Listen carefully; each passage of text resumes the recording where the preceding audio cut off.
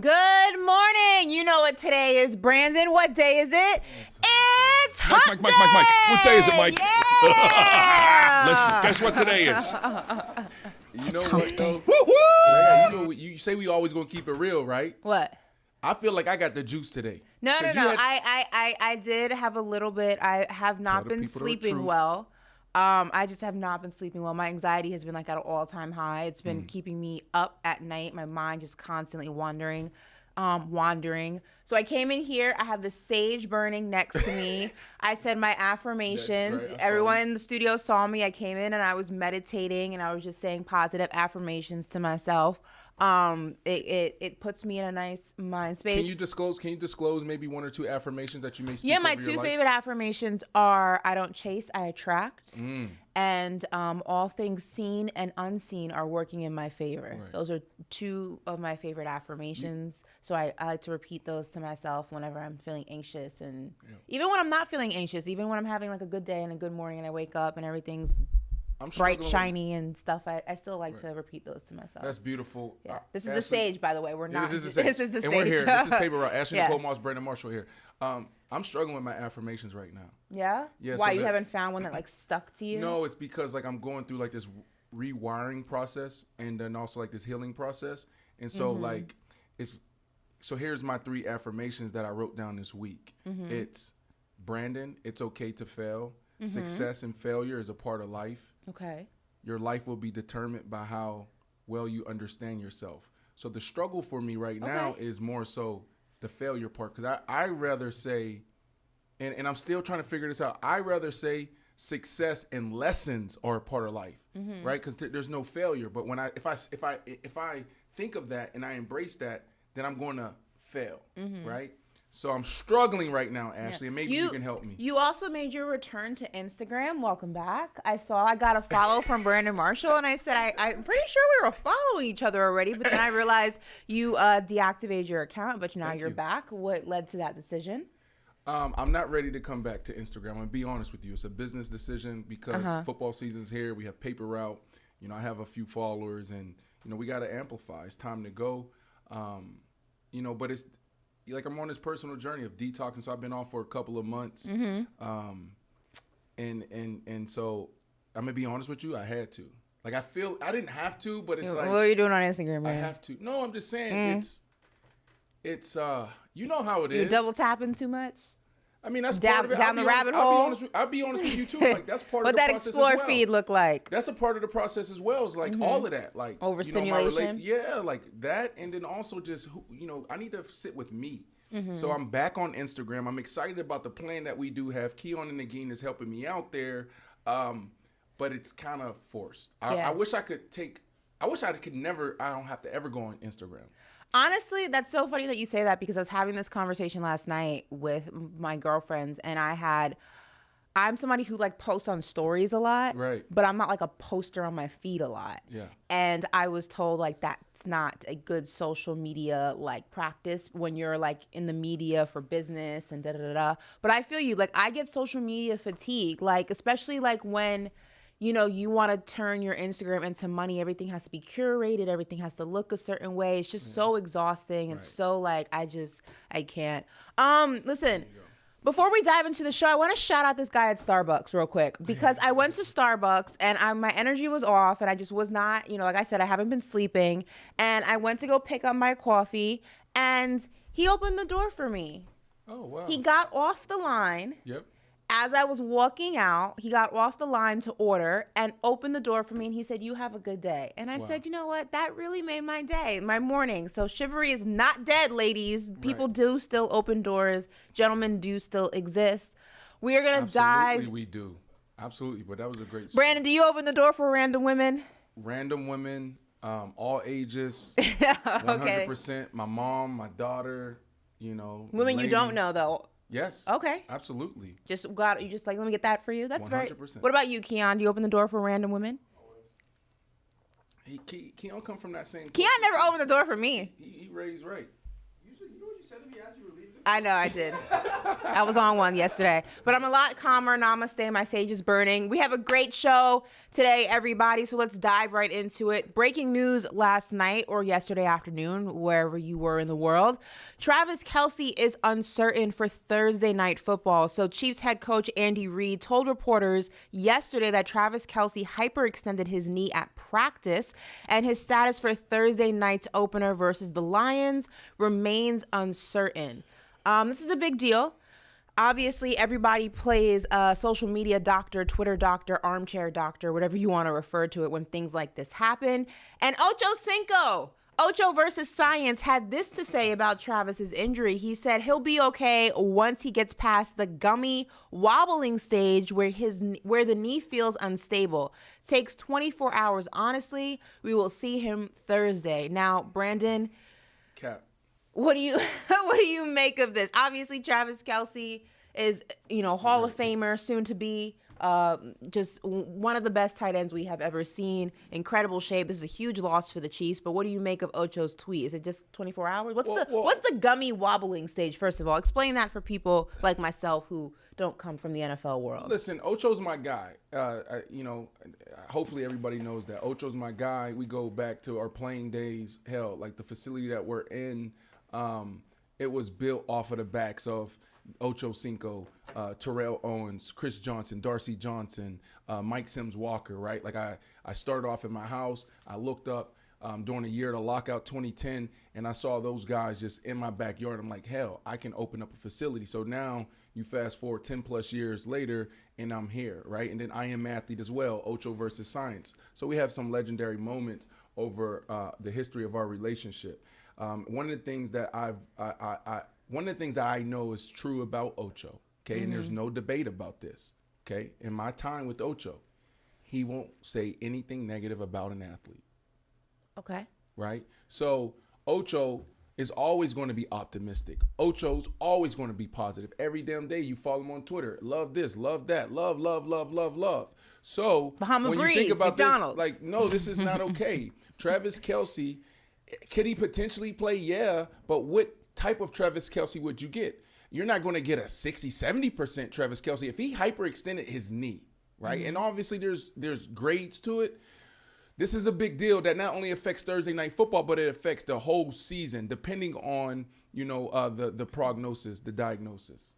So going back, though, what is that gummy wobbling stage that he's referring to? So when you hyperextend your knee, I mean, it's stability, right? Like, you want stability within your entire body. So now when you hyperextend your knee, you got to just think about not having the stability, the strength, even the mobility to just be able to do simple things like run, to break down. We're talking about Travis Kelce. You know why he's Travis Kelce? And some say he's the GOAT. Shannon Sharp now, every other moment he gets to talk about Travis Kelce, say he is the GOAT. He is the GOAT.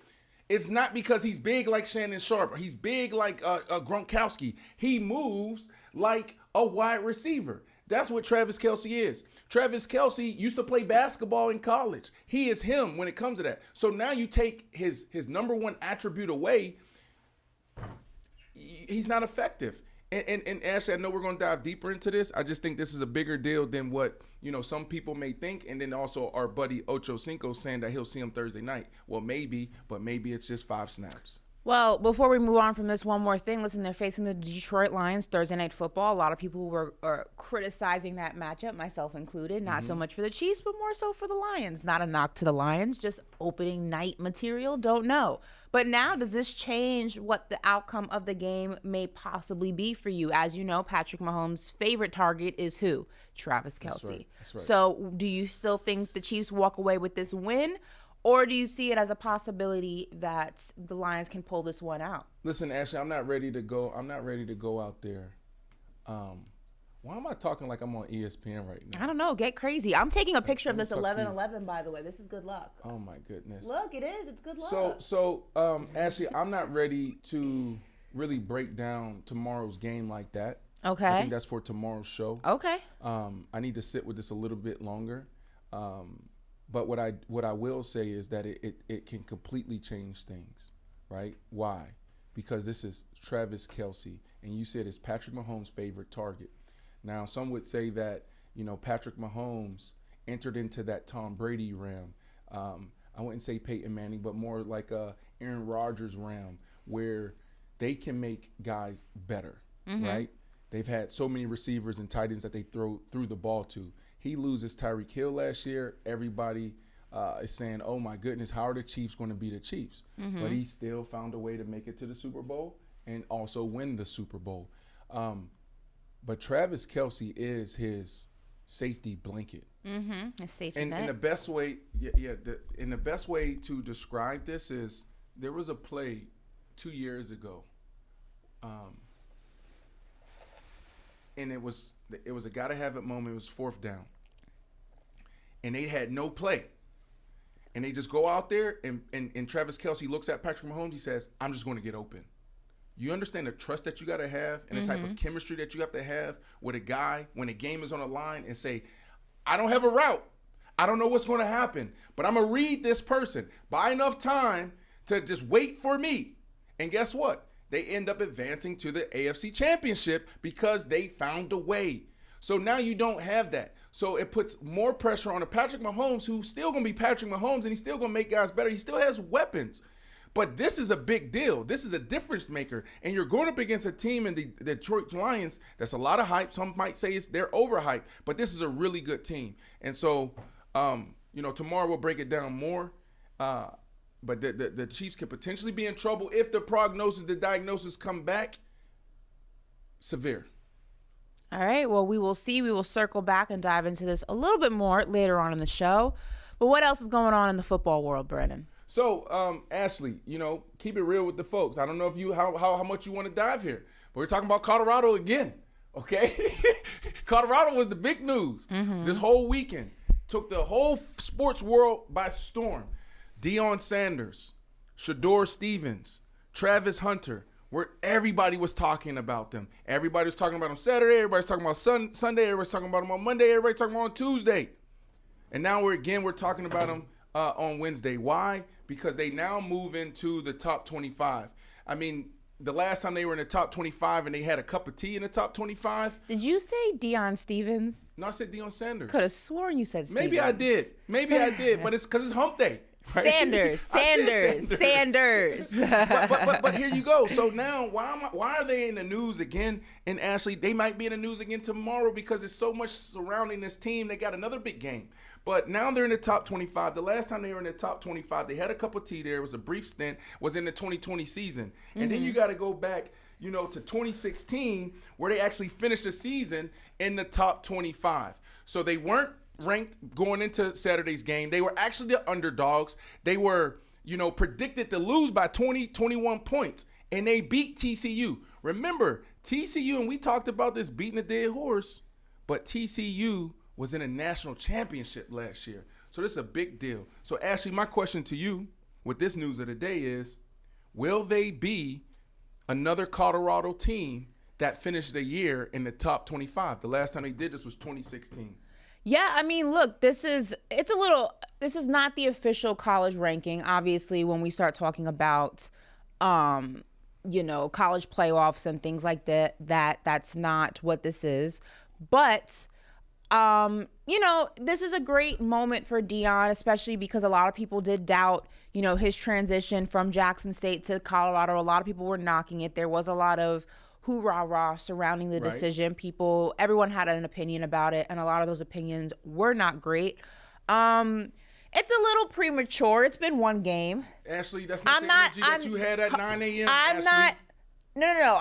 It's a little premature. It's been one game. I don't really understand how you can go from being unranked and then you're 22 off of one game. It seems a little jump in the gun. But then again, I don't really ever understand college rankings. I don't understand how you. I can understand. I don't really. Right. I don't understand how you lose 3 games and you're in the playoffs. I just don't understand the rankings at all. I think it's more of like whoever is bringing in the views and the ratings at the time. I don't really think it has an actual system. I'm with you when you're right. But I'm not mad at this. I just think it's a little premature. It's putting a lot of stock on one game. Although, it's impressive. You took down a ranked team that was just in the national championship. Absolutely. It's a big freaking deal. And it went down to the wire. That was a close game. It was 45-42. Again, I just think it's Colorado. Love it. Love Deion. it's a little much. It's a little much too soon. I'm not feeling you. It's a little much too soon. I'm not feeling you right now. It's a little much too soon. I'm not feeling. I think it's the sage. You're here. You're like, I haven't been sleeping. I'm not gonna start yelling and screaming. Listen, all I know is Ashley at 9:15, and this might be too much information, right? Because you want to keep things in the locker room. You want to keep things private. But Ashley was like, "Why are we talking about Colorado again?" No, it's just too much. Everybody talked about. I just feel like it's too much too soon. It was an incredible debut. I love it. I love Deion. We had Shedeur here. It's been one game. It's no different than how I feel when we see guys in the summer league and it's like a bust or a superstar. It's one game in the summer league. Let's pump our brakes. So let me ask you this question while Nagin puts up the board for us here. When we had Shedeur in here, was there anything that jumped out? Like when you were watching the game, was there any parts of the interview that you went back to like, oh, he said that or? Yeah, Travis Hunter. Remember I said to him that he threw a dime to him during spring football at the time. And it was the whole thing where I asked him, what's going to be the biggest transition for you going from Jackson State, an HBCU program, to a larger scale program. And he said, the altitude. He wasn't worried about anything else. He wasn't worried about anyone else. I think that, just speaks to his mindset. It speaks to what they instill in him, Deion and his family and how he's grown up. He's just ready for the moment. And I think that it's one thing to be ready for the moment and to keep the receipts and, to, harbor. He is the moment. He is the moment, but I think it's one thing to keep the receipts and talk a lot and have that arrogance and that cockiness, that stuff about you and not deliver results. He does both, which is why he's a problem. That's right. Ashley, listen, when we... I'm getting goosebumps thinking about this conversation, private conversation, but I can share it with everyone that I had with Deion. We did that interview, right? Deion called me after and he said, thank you, right? This is Deion Sanders. He's so busy, right? He said, thank you, man, because, it's a village. It takes a village to help with all the kids and all the babies. This is how he's talking to me. And he's saying, my son, this is Deion Sanders, prime time. Prime time. He has 3-4 different names. And he is the moment. He is, some might say he might be cocky at time or he's just super confident, or some say he might be cocky. But he's like, yo, this kid, sometimes I can't even get to him at times, right? So you'll see Deion having certain men around that can get to not only him, but the Travis Hunters of the run. I say that because when I say he is the moment, Ashley, it's like, yo, his personality might be bigger than his father's. You know what I mean? Like that type of confidence, that type of swagger. Yeah, he has a very confident swagger. And that came to life. I was like, this is Deion Sanders talking to me about his son and how thankful he is that we gave him this spot and then how we're pouring into him, et cetera, et cetera. So that just came to mind when I was watching that as well. And you know what? Look, like I said, it's been one game, but I absolutely do love the fact that I'm a big fan of people proving people wrong. And as much as I may think that, we're jumping the gun after just one game, I absolutely love the fact that Prime, his son, are proving people wrong. And they're not doing it, with chirping back. They're doing it with their actions. And I love that. I respect that. And I'm excited to see this team. I will be watching every single game that they play this year. And JP, I'm very much invested into this season. JP, one of our producers, I just want to say we just got 10 minutes out of Ashley Nicole Moss talking about Colorado for 3 days in a row. Listen, you're welcome. Colorado, did I say Colorado. Colorado. Colorado. Colorado. Not quite. Pittsburgh. Colorado. You just said coffee. Okay, but that's how you say it. No, that's not how you say it. It's okay, let's have this discussion real quick. Back to the show. When you cough, say cough. When you cough. Oh my God. Cough. What? But it's the exact same phonetic. Okay, whatever. Cough and coffee have the exact same phonetic. It's phonetically sounding the same. I don't even know what phonetic means. It means the sound. The sound. It's the sound of the word. Come on, stop. You don't know what phonetic? No. Brandon, what did they teach you at UCF? Football. Got it. But I am smart. All right. Here we go. Listen, Tom Brady. Listen, the GOAT. He may be enjoying retirement or not so much. 7 rings to his name, multiple records broken that we may never see happen again.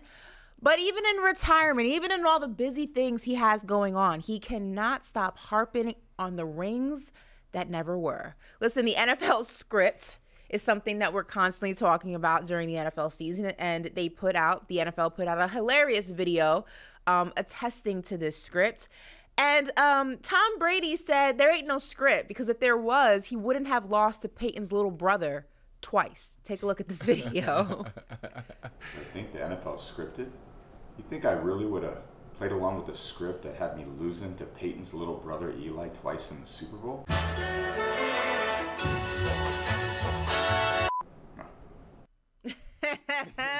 I love funny Brady. Brady has a dry sense of humor. It's not like a ha ha ha. It's very much like, his sense of humor reminds me of my dad. It's a very dry sense of humor. Like he says things that there's not a lot of like inflection in his voice when he says it, but they're funny. They're off cuff. But it's true. Like I think Brady's a perfect example of somebody like he would never have played along with a script that had him losing twice in the Super Bowl to Eli Manning of all people. Yeah, you know what I love about this, Ashley, is that there was real beef between Brady and the Mannings. Right? Remember, there was a it real beef or was it? Yeah, remember there was I don't know if it was Spygate or Deflategate, but it was one of the gates.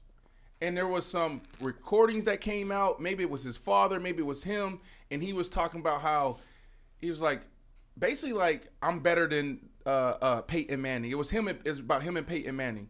And he said some things like, "Oh, there's real beef, like, or real competition. They really competing." And he said something, or his father said something in a way where I was like, "Yo, Peyton Manning can take this really personal."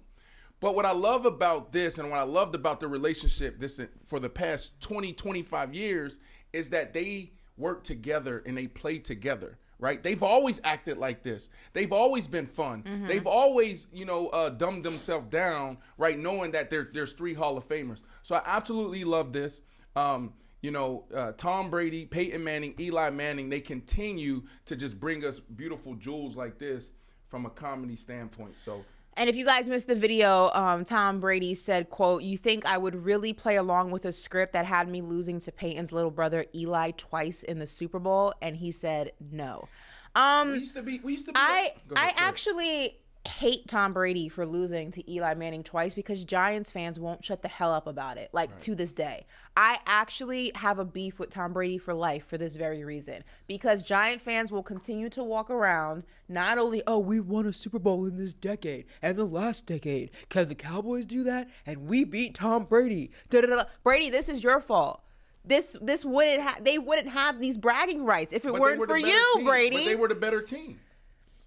And that's debatable. Eli was the better quarterback. And I'm glad I don't have my earpiece in, so I can't hear BC and Andrew talking to my head. No, but I'll speak for them. No, you can't. See, Andrew. This is where I don't know who Andrew follows. Hearing that story 2 weeks ago where Andrew, dumped this team and now he adopted a new team. I don't understand what that is, but I can speak. You can't for them. attest. You can't speak for them. Yes, Brandon. I can. Because if you want to be a Cowboys fan this season, you can't do it. The way you said it though is like it was more about Tom Brady than it was about Eli Manning. Eli Manning was phenomenal. Phenomenal down the stretch. Like, you talking about clutch.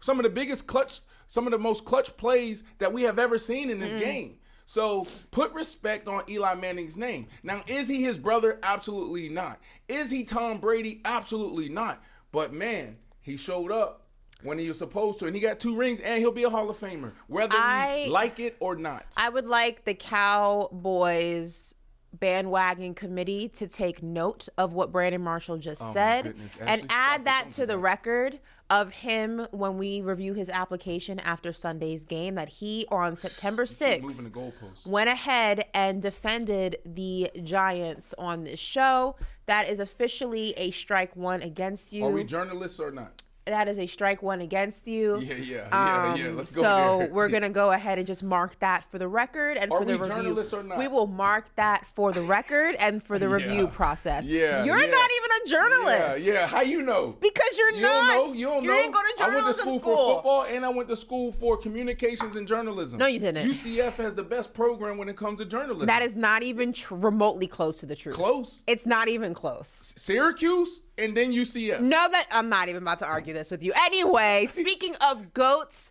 Aaron Rodgers and I are like this. Aaron Rodgers may have just become my new best friend. I like this new Aaron Rodgers. I'm a fan. I was a fan of Aaron Rodgers just from a skill set point of view, but I feel like I could hang out with him and do ayahuasca and talk about UFOs because on Hard Knocks, the finale, Aaron Rodgers detailed his run-in with extraterrestrials. Listen to this. We heard this sound and we saw this tremendously large object moving through the sky, and it was like a scene out of Independence Day. Whatever the hell it was, I don't know.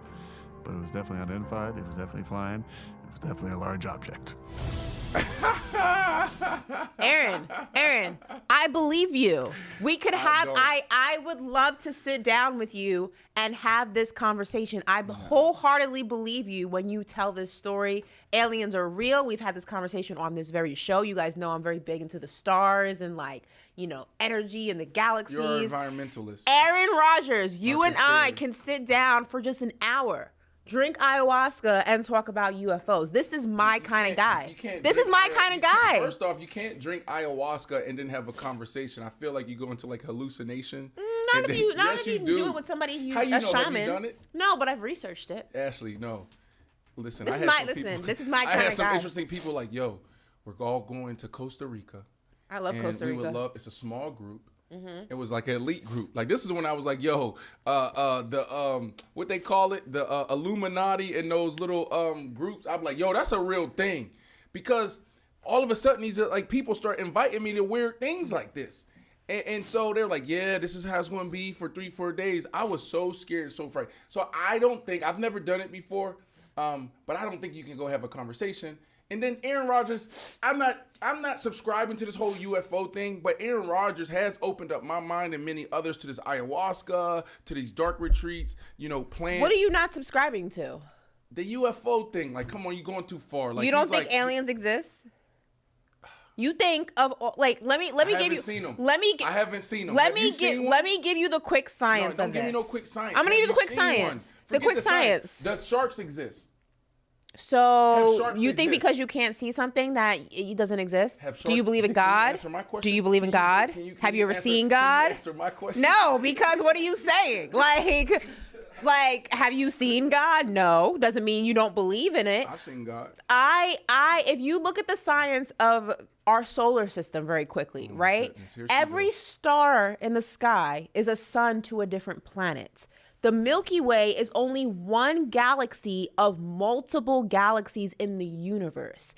It would be ignorant for us to believe that we are the only form of life existing in every single galaxy of the universe. It may not be they may not look like us. I agree with you. They may not be little green Martian people. Alien just means unexplored or foreign individual. Aliens 100% exist. I agree with you there. But we haven't seen them. Have you? And none of us. Everybody keeps saying, "Oh my God!" I've seen some things. Woo! I know this wasn't in the rundown. I've seen some things. You haven't seen anything. I've seen some. I've seen some things. You know how many? How many species there are in the ocean that we haven't discovered? Right. So are they aliens? Yes, if you want to go by definition. Okay. All right. I just listen. Aaron Rodgers is my kind of guy. Any guy that I could sit down with and have a full blown discussion about aliens, you're the guy for me. So. Well, listen. We'll have to come back to that and potentially spin a block. You know who else is spinning the block? Not me. Go ahead. But it is like we keep talking about that. She keeps saying Ashley Nicole Moss, Brandon Marshall here on Sirius XM Faction Talk. Channel 103 here on YouTube. Appreciate you guys for listening to us and also rocking with us. But Ashley keeps talking about she never spins the block. Ashley, here's a great example of a good spin the block. Give it to me. Rihanna and Puma spins the block. A lot of people been asking what's happening here. They launched this years ago. There was... it seemed like it was some success, right? And then she started diving into Fenty and doing some other things. And then it was like, where's Puma? Where's Puma?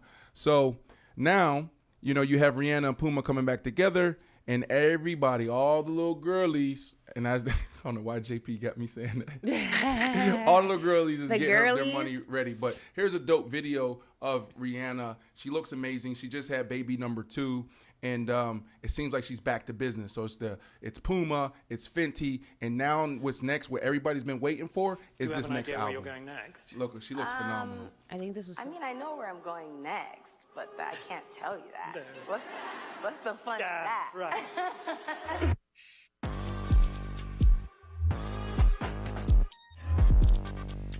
Face doesn't look pregnant. Yeah, but your snapback could be phenomenal. Like your snapback. She had that baby like 2 weeks ago. No, Rihanna had the baby like 6 weeks ago. The snapback is crazy in other areas, but it's just like the tummy for some that, it may take a little bit more time. Some women even need, a little mommy makeover, a little tummy tuck because of, what happens there. I wouldn't know, but well, you're gonna have to learn. What are you 30? Mm-hmm. You got babies in the future? You know what they said? Freezing your eggs is a wonderful thing. It takes all that stress away from you. Have you froze your eggs? Not yet, but that's the plan. So what's if ideally, if you could say I want to have babies, I want to have a family, I want to have babies, but if this is where you choose to go, like when do you want to have kids? Like 35, 36. I'm not mad at that. I'm not. Rihanna's 35. I'm not mad at that. Sometimes we have babies too early, like 30. Sometimes you're still figuring out who you are and you're still traveling the world. I would tell you right now, I would be a terrible mother right now. Like I would be maternal in terms of I'd be very loving, but I wouldn't be selfless enough I'm not selfless enough at this moment in time to be a mom. Okay. And also there's no suitors. So unless I'm having a sperm donor. No, there's no suitors that I would have babies with. Okay. Make that clear. Okay. I'm actually very excited about this Rihanna Puma relaunch. Fun fact, I was actually signed to Puma when the first collection came out. And I used to do a lot of influencer deals. I actually had that outfit she's wearing in the photo on the left. So I used to go to all the launches of the new collection. Wow. And I would get sent to them. I have those shoes, the Creepers, they were called. So I'm very excited to see what this new collection looked like. And shout out to Rihanna. The bag just keeps getting bigger. That was breaking news? Yeah. That was news, not breaking news. Yeah, that was my first big influencer brand deal, I guess, with her was Puma. Call you back? Could they call you back? You just got They should spin the block. Yeah. Spin the block. Yeah, right. Spin the block. Listen, we're gonna switch gears a little bit, and we're gonna talk about the bromance of you and Russell Wilson, your boy, because Sean Payton wants your boy to loosen up a little bit. Sean Wickersham revealed a very interesting bit of information in his recent profile of new Denver Broncos head coach Sean Payton. He said that he told Russell Wilson that he needs to salvage his career and in order to salvage his career, he needs to focus less on Russell Inc., saying, quote, "Will you effing stop kissing all the babies? You're not running for public office." So look, something I say often on the show and a lot of us say, it's like, look, I'm with you when you're right. Mm-hmm. And I'm with Sean Payton when he's right. Now, there's more to it. I think that, when we make it to this type of level that Russell Wilson has climbed and been sitting at for 10 years now, mm-hmm. You need people that can sit back, watch, analyze, and give you the real, right? You hear people all the time say, oh, don't have yes men around you, don't have yes women around you. And I don't think that's the case with Russell. I do think there's people in his life that keep it real with him. But this is a really good thing for Russ because, look, he won the Super Bowl. I'm not sure if he was the MVP of that Super Bowl, but he won the Super Bowl. He's been the most winningest quarter. He's the most winningest quarterback through 10 years. So he's had a lot of success on the field. We all know that. He married a supermodel, a superstar in Sierra, right? Like that's a big deal, and their love is real. You understand? Like I've been around them too, and it's real. I love the relationship that they have and what they have built. And then he's had a lot of success off the field as well with building companies. And so Russell is, I would say Russell is on the path to becoming a mogul.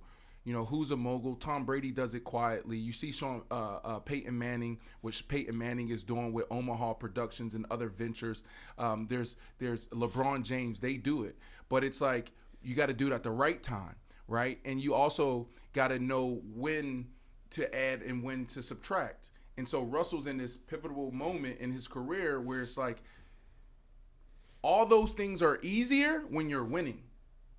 So if you're winning, if you're the Russell Wilson that we saw the first 6, 7 years, 8 years, the production companies, the apparel brands, you becoming an owner, all of that stuff becomes easy. Think about the journey of Russell Wilson the last 2 years. The last 2 years, it's been a lot of negativity. It's been rough, right? You got people saying like, who is this guy? And they're questioning Russell Wilson. So naturally, Russell's going to come back around and say, like, no, I got to protect myself. I got to protect my image. I got to protect my family. I got to protect my future. You got to control the narrative. But if you do too much of that, that can hurt what you're doing on the field. And if that hurts what you do on the field, then it hurts everything. So for Sean Payton to be in Russell Wilson's life in this moment, talking like that, put that back up. Let's put that back up there. That's big. This is what Sean Payton does. Sean Payton is in that same category as Bill Belichick. Sean Payton is in that same category as Bill Parcells, as Mike Tomlin. There's only a handful of coaches still to this day, Todd Bowles, even Pete Carroll in his loving, kumbaya, LA vibe way. There's only a handful of coaches that can talk to superstars this way. You know, in basketball, Ashley, let's name a few, right? Like our coach for the Spurs, what's his name? Greg Popovich. Like Popovich. Popovich can go to a superstar and keep it all the way funky, all the way 100, right? Without them getting all in their feelings. So if you go back up to that, throw that back up there, But look what he said. He knew this was going to come out. He knew we were going to be talking about this. Will you fucking stop kissing all the babies? He said, you're not running for public office. You're talking to Russell Wilson like that. You're starting quarterback, the face of the franchise, the most winningest quarterback through 10 years. The guy who is, making $50 million a year, top 5 paid in the NFL, in the history of the NFL. And guess what? That's what get teams back on track and athletes back on track. So I absolutely love this from Sean Payton. And I know my bromancer, whatever you want to call it, because every time you talk about Russell Wilson, you always say bromance. But I know he's embracing this, and it could be uncomfortable at times. And so, Ashley, what I'm seeing right now, the last thing I would say here, what I'm seeing right now, let's watch out for the Denver Broncos. Let's watch out for the Denver Broncos. You feel better? I feel like you had a lot to get off your chest. That was a lot? It was a little lengthy, but that's okay. Russell Wilson gets you fired up. I get it. Little lengthy. JP said that Malcolm Smith was actually the MVP of that Super Bowl. He Googled that, so that's an interesting stat. Malcolm Smith, was that Malcolm Smith, what did he play? Was he play defense? I believe so. JP, double check that for me, but I believe, if my memory serves me correctly, I believe he did. Hey, everybody on TikTok, Ashley just said I got lengthy. Linebacker. Oh, linebacker. Mm-hmm. Okay. So I will say this. I have pushback on just 2 things that Sean Payton said here. Or just one. I know a lot of people talk about Russell Wilson being corny, I don't think he's corny. I think he comes across disingenuous at times. Meaning he just comes across very much like that's not who you really are, but that's who you're pretending to be, kind of. I think when it comes to who he is within the realm of the sport, I think Russell Wilson behind closed doors is a lot more fun than Russell Wilson when he's in front of the cameras within the NFL. I think he's a lot more laid back. I think he's a lot more cracking jokes. I think he's a lot more relatable. I think that for whatever reason, he feels that he has to be a perfect version of Russell Wilson in front of the camera. PC Russell Wilson, politically correct Russell Wilson. He has to be, say the right thing, not say too much. Right. And I don't think that's who he is behind closed doors. I feel like if he kind of led with a little bit more of who Russell probably is at home, right? Who Russell is, in practice, who Russell is when he's working out in the off season, who Russell is on vacation, I think the public perception of him would change a little bit. Guys would be able to relate to him more. Right. I also think that the only thing I didn't like about what Sean Payton said here was the word salvage his career. Russell Wilson had a bad year, but Russell Wilson hasn't had a bad career. He is a Super Bowl winner. He's an MVP. He's probably going into the Hall of Fame. Right. Like, he is solidified as a great quarterback. He's had a great career. I don't think one season, down season, makes or breaks that. So the word salvage and salvage his career, I don't think he has to salvage his career. I think he has to salvage the perception of him and the perception of him as a quarterback and a winning quarterback. But his career is solidified. What he did in Seattle, it's solidified. You can't take that from him. I agree with you, Ashley, on that, but that's actually a good thing that he said it that way. No, I don't. I just think that I just don't think it's true. 100%. Yeah. But what's happening right now? Okay, let's put ourselves in Russell Wilson's shoes. When you have a coach that says this publicly, you'll read through some of this and be like, that's valid, or damn, why he say that?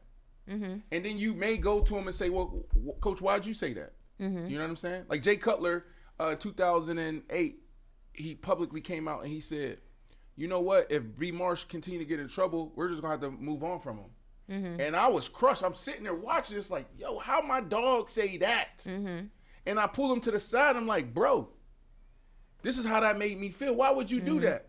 And but it made me think. It made me real curious. He said, B, because it's true. And so I didn't agree with all he said, but what he said and how he did it pushed me to think, and that thinking got me on a better path and a better track, and I eventually got there, right? So Russell Wilson, if we're in his shoes right now, he's like, damn, yeah, Ashley's right.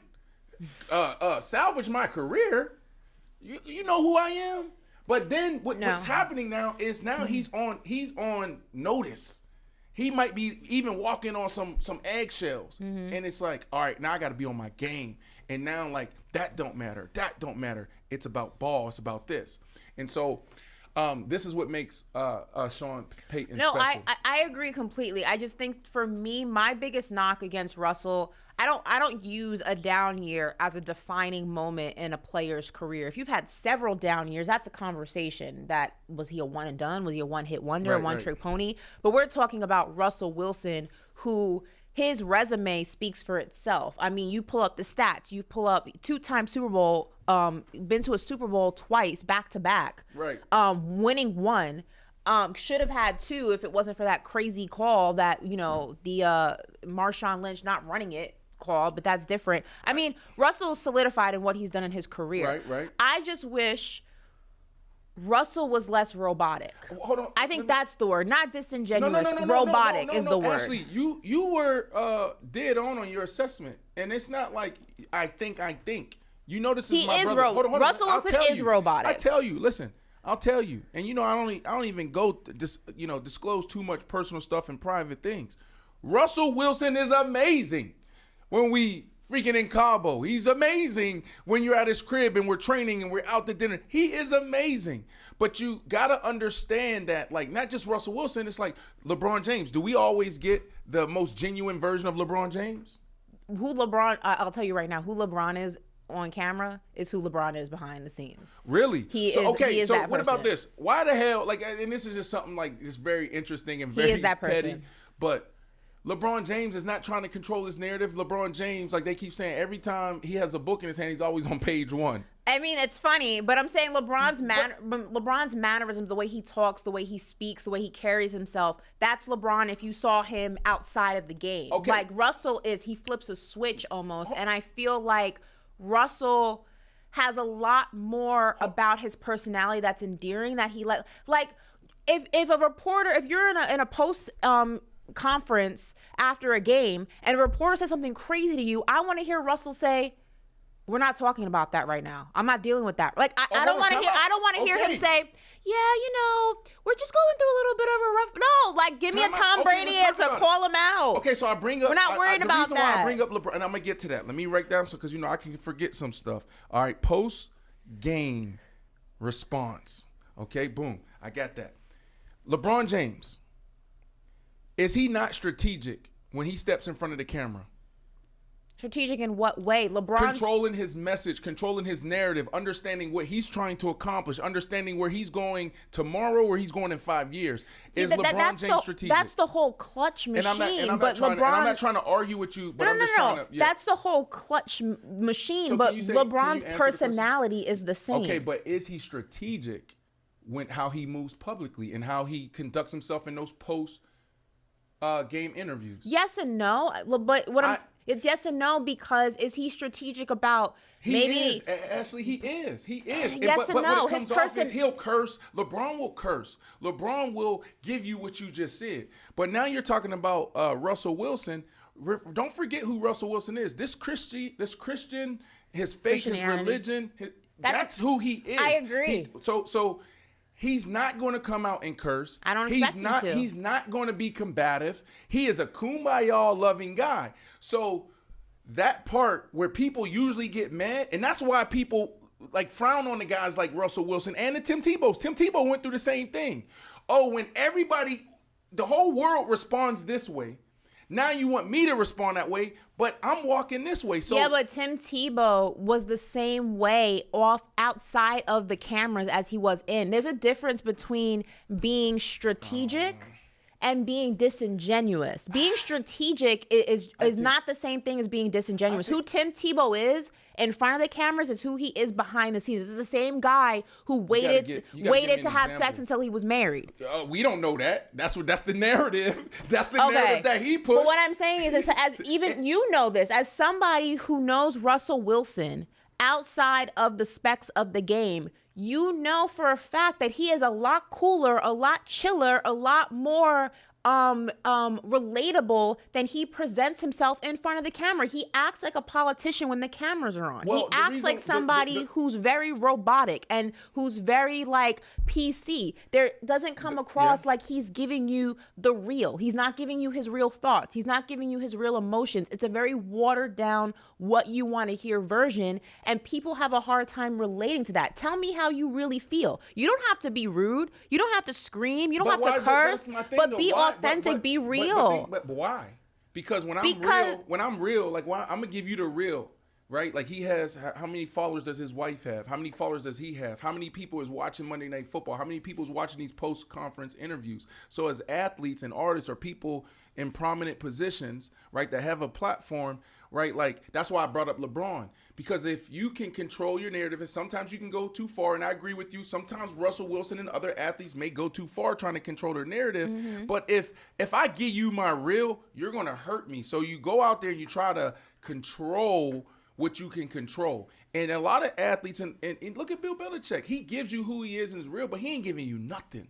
It's like, y'all don't even deserve this. That's that's different though. You being coy and you being Russell Wilson, the biggest knock against Russell in his entire career, even with guys who have played with him, is that he is not relatable. Yeah. He seems very much, I am here and the rest of you are here. And that may be fine if you work in an office. Right. But when you are a quarterback of a football team, you have to be relatable to the guys on the field with you. You want to be relatable to the guys on the field with you. And in order to do that, you have to go ahead and be less, I'm Russell Wilson, Russell Inc., politician, I'm going to give you, and you have to just chill a little bit. I'm willing to bet Sierra and him have a very different relationship behind closed doors. They're cracking jokes. They're laughing. He's making jokes. He's fun. Why can't you lead with some of that relatability in public? So let's get to it. When you deal with people for a living. So I do agree with you there, right? But again, you know, when you are faith-based and you're a Christian guy, like, and you could, all of those guys are not relatable in the locker room. Hell, even when I gave my life to Christ and I was on my walk, right, people looking at me like, Bible study, pray, read a book. No, they're looking at me like I'm weird, right? And so, and I'm not even in that class of the Russell Wilsons and the Tim Tebow's of the world, Brian Dawkins of the world, they're not relatable. So of course a lot of these guys aren't going to understand that. But also something that we got to understand, and we don't even have time on these type of shows. This is why I love, in this space, because we're supposed to be on to the next thing. But right now, we can actually have this conversation and peel back the layers. We have the, I Am Athlete show, which we'll bring back here in October. And so, like, you can really dive into these stories. And that's why, like, I can't wait to sit down and interview my guy. Mm-hmm. And so we can really talk, right? And people can see that side, or you can look at other sides of the story. But when he came in the league, what did he walk into? This was a third rounder.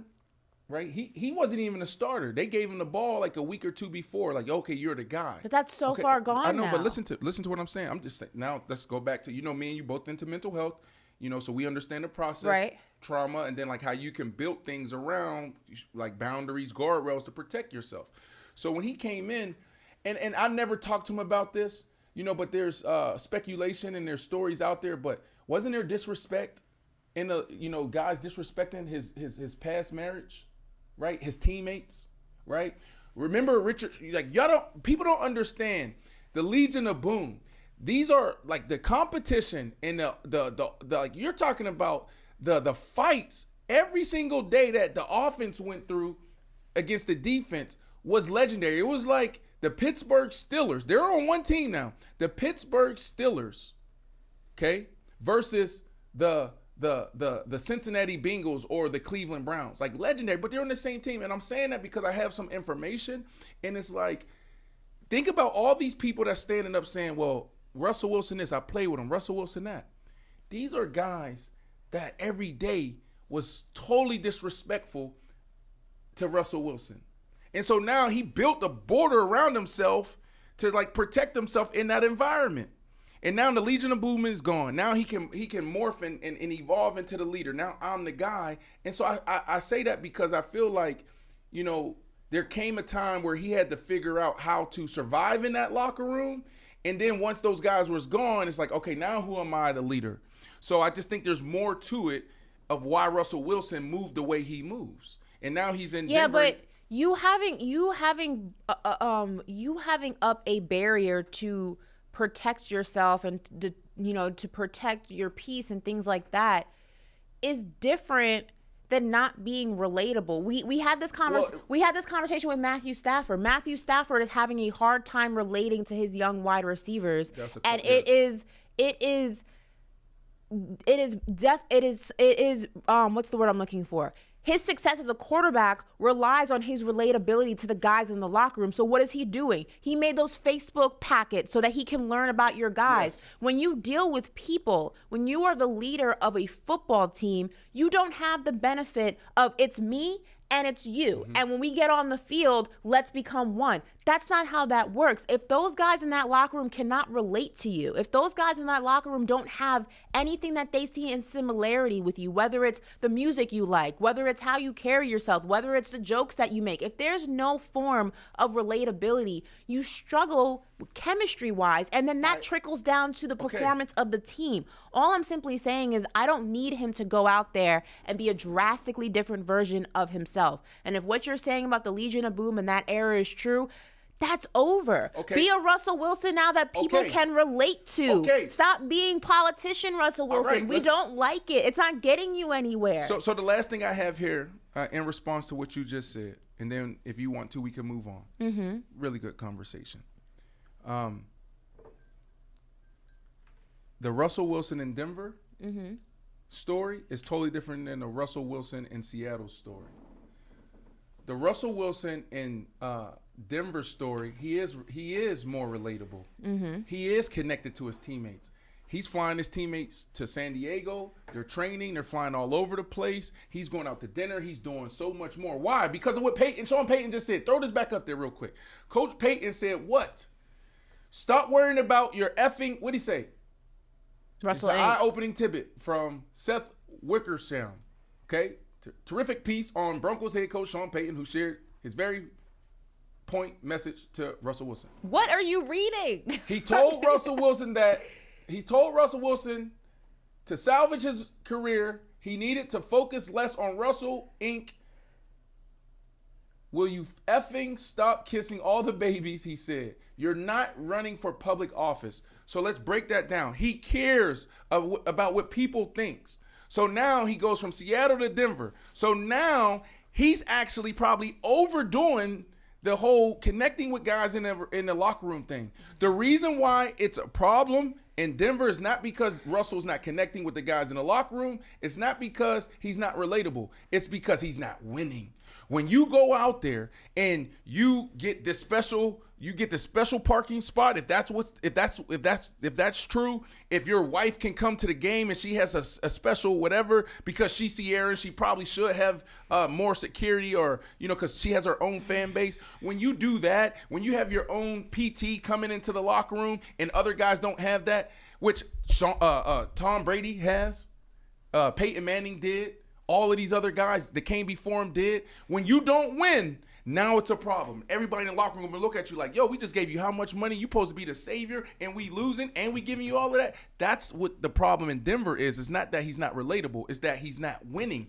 And then in Seattle, I just want to hit this.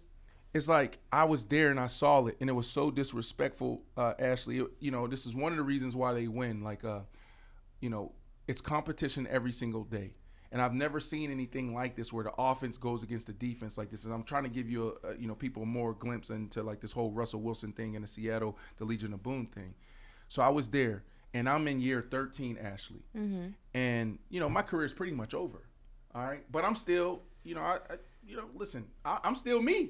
I'm still one of the best receivers statistically, that ever come in the game. And I just say that this is just real. This is real. Okay, I hate talking about myself that way, but it's real. So I'm sitting there, and Doug Baldwin's also in that same group, and Doug Baldwin is really good. But Doug Baldwin, I'm sorry, you know what? I'm going to cocky right now. I'm going into me. Doug Baldwin ain't me. We go out to practice, and we're competing in one-on-ones.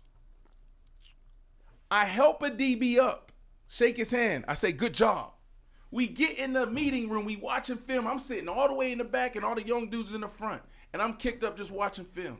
Doug Baldwin sitting in front of me. He turns around and look at me. He say, we don't do that. We don't fucking shake their hands. Don't ever do that shit again. And this is me. I'm like, oh my goodness, he put me in a situation. Like, why are you talking to me like this? But I understood in that moment. I was like, this is their culture. And I kept my mouth shut. I said, okay. And I ain't say nothing. But I felt some type of way. I'm like, damn, dog. Like, why are you talking to me like that? Like, I'm 13-year vet. We got a good relationship. And then you curse at me and you jump on me like that, knowing that I'm liable to stand up and slap you in the head. I should have slapped them in the head. In retrospect, I should have slapped Doug Baldwin in the head. But see, I ain't come in as myself. I came in like, let me dumb myself down. I should have slapped them in the head, and I probably have been cut the next day. But that's just well. Listen, Doug, I should have slapped you in the head, boy. I'm telling you, I love you, boy. I love you. You know what I'm saying? Ain't no more beef. And it's my first time getting this off my chest. Ashley, can I get 30 more seconds to get this off my chest? I should have slapped you in your head, boy. That was real disrespectful. And you put me in a situation knowing that I'm at the tail end of my career. One mistake, my ass is on the next plane out. Like, come on, bro. Come on, bro. I was a good law-abiding citizen in Seattle. And you put me in position. To slap you in the head. Sorry, Ashley. Well, listen, speaking, I got the stage going. It's going. Is it working that way, or do I need to go like this? This is what Kyrie did to us. Yeah, smudging. Just breathe it in, breathe it out. I love you, Doug, but I should have slapped you in the head, Doug. Speaking of slapping, speaking of cussing, speaking of all that, Shakur Stevenson, Brandon, what do you got for me? All right, so now you want to go to fighting? I mean, we're on the topic of fighting, so we might as well transition. That's a great transition. Thank you. The reason why this is news is because it isn't news. Shakur Stevenson and Frank. Is it news? Yeah, it's like, because like Shakur, we don't want to see Shakur Stevenson and Frank Martin. We want to see Shakur Stevenson and Devin Haney. We want to see Shakur Stevenson and Gervonta Tank Davis. And there's all this chirping for the last 7-8 months, these super fights. Now you got the superstars. Boxing is back. People are putting their O's on the line. Guys ain't running from each other. We don't want to see Frank Martin. Now, I respect Frank Martin. Frank Martin right now is 28 years old. He sits with 18 wins, 0 losses, 0 draws. So he's not... he's still good. This is not an easy fight for Shakur Stevenson, okay? But this dude, he's not that active. He's 28 and he only has 18 fights, professional fights. So like, yeah, okay, great. They may fight in November. They may fight in December. You know, will I watch? Yes. Am I going? No. I'm not going to this one. But when Shakur Stevenson and Devin Haney sign on the dotted line, I'm there. And you're going to be there too, Ashley. We're going to be sitting right there on like the 7th row. They don't even say 1 through 7. Is Haney like ducking him or something? I don't know who's ducking who, but there's a lot of ducking happening between Shakur and Devin. I know Gervonta, you know, he need a little warm-up fight. He had to sit down for a little bit.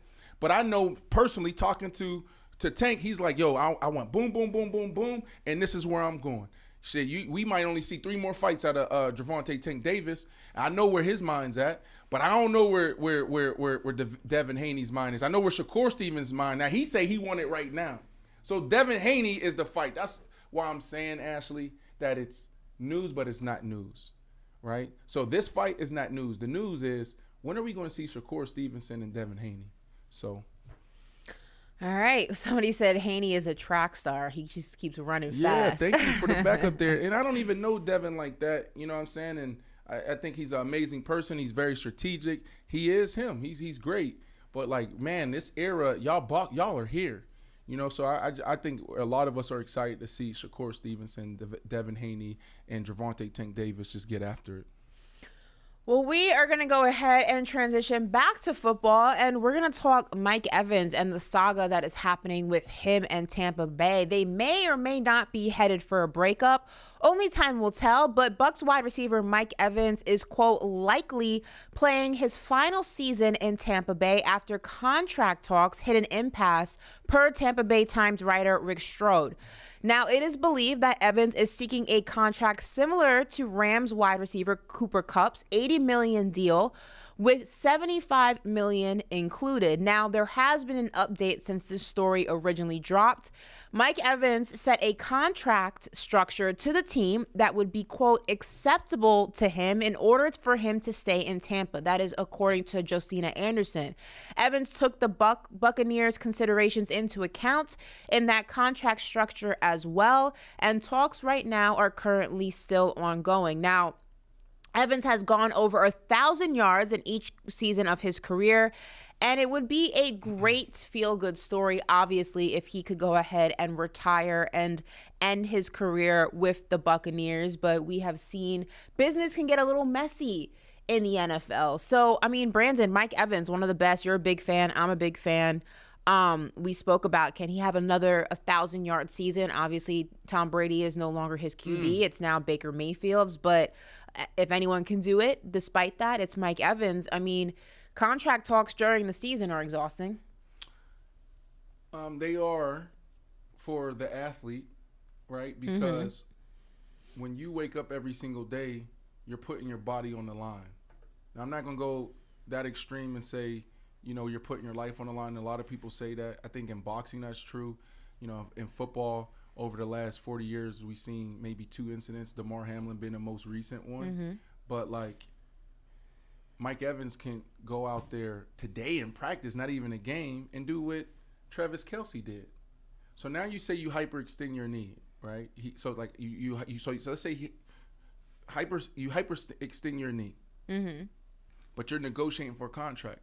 And now you're going into year 10. The team is going to say now, oh, hold on. We can't give him that money because we don't even know how he's not going to produce this year, and we don't even know how, you know, this is going to affect him the next year.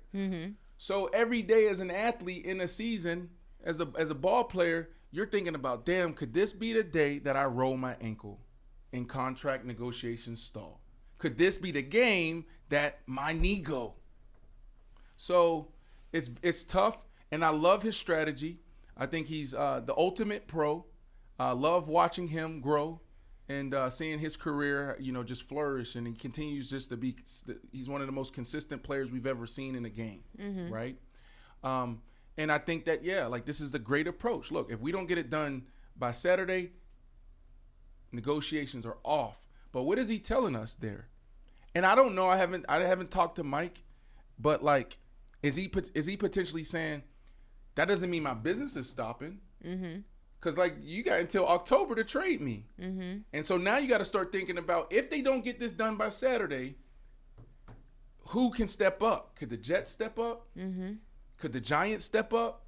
Because there's a few teams out there that will go out there that has the cap space and that's in position to go make a move and could potentially be right where they need to be come real football, and that's post Thanksgiving.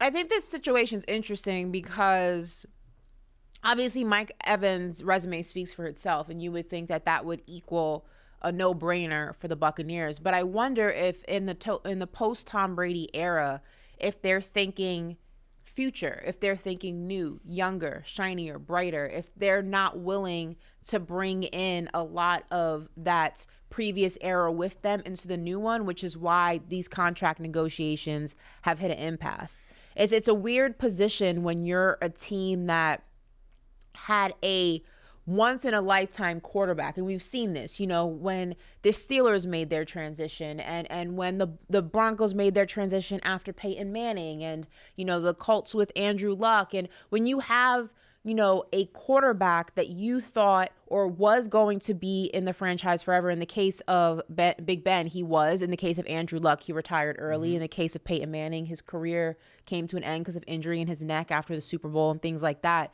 You're in a weird position because you still have a lot of the other tangible pieces that can win, but you're missing the quarterback piece.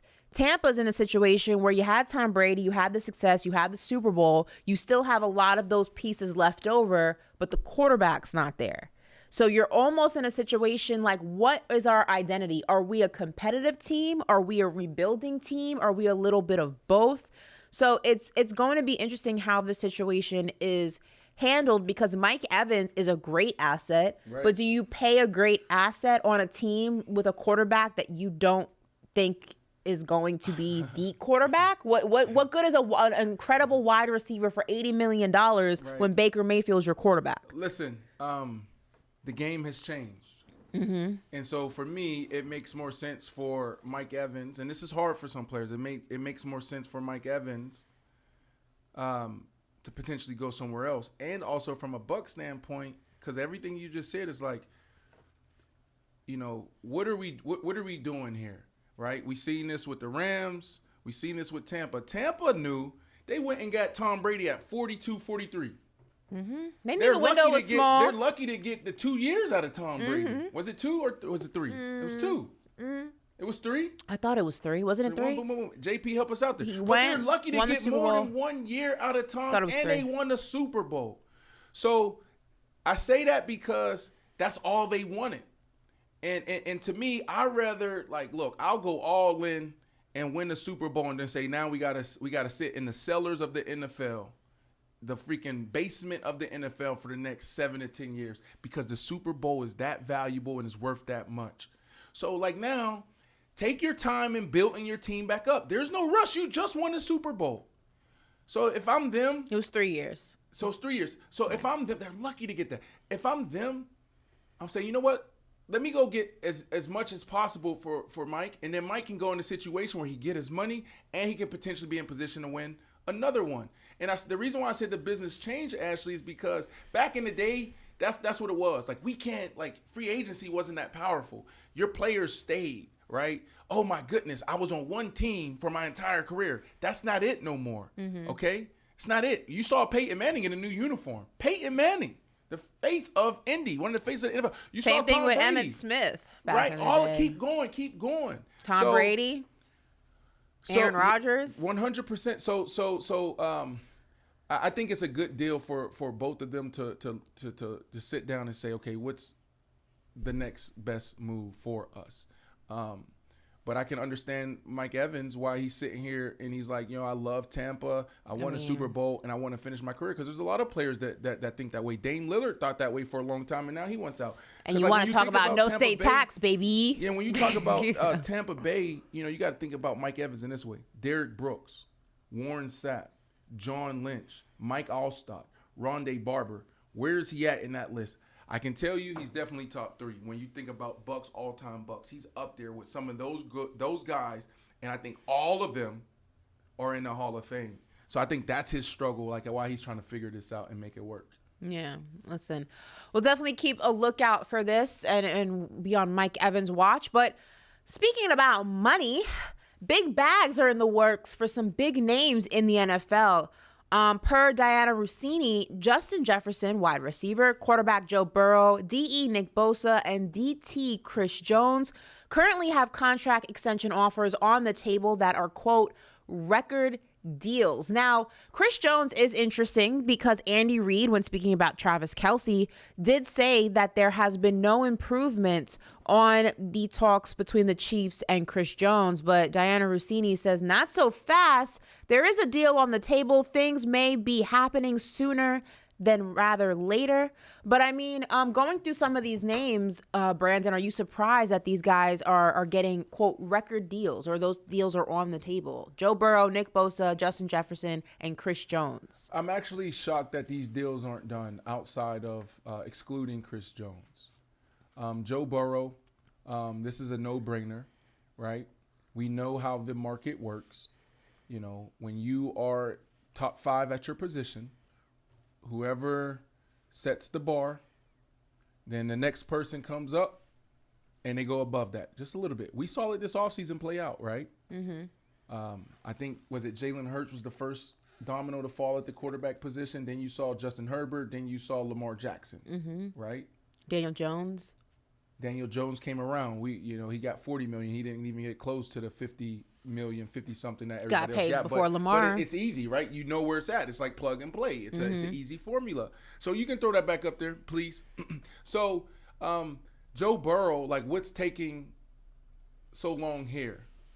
We know that deal's going to get done. Nick Bosa, it's the same thing. Like, 49ers are in a tough position. They're in a win now mode. If they think about the Rams, think about even Seattle, think about some of these teams that go out there and they're paying a lot of people across the board. So like they gotta win now before this stuff starts unraveling. Mm-hmm. You know what I mean? Like where they gotta start letting people go. And Justin Jefferson, I can understand why this is taking long, but if I'm Justin Jefferson, I'm thinking the same way. Like, man, I want to get my bag now. And everybody handles their business differently.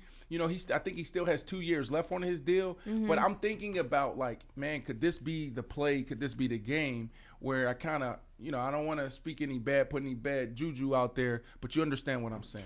Well, to dive into this a little bit more, first, it is interesting to see Nick Bosa. Obviously, Chris Jones is a name that, he said he's willing to sit out until week 8 to get his money. And like I said, Andy Reid did say that there wasn't any movement in conversations between the Chiefs and Chris Jones. Andy Reid could also be playing coy.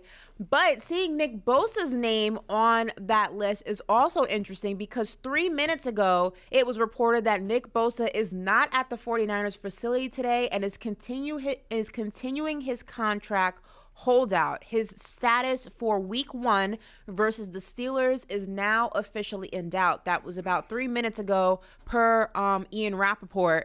So Brandon, seeing his name in here that there is reportedly a record deal in the works for him, but he is not at the facility today. What do you make of that? Well, look, let's go into the chat. Tyrell Bond, are you surprised? King Cook, are you surprised? Won't blunder that name again.